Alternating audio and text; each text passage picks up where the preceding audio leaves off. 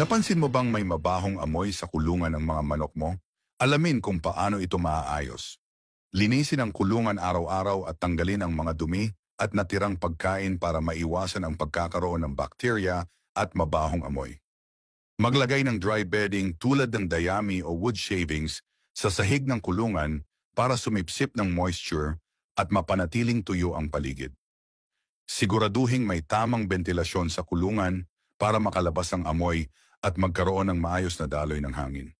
Iwasang mag-overfeed para maiwasan ang sobrang dumi na nagdudulot ng mabilis na pagkakaroon ng amoy.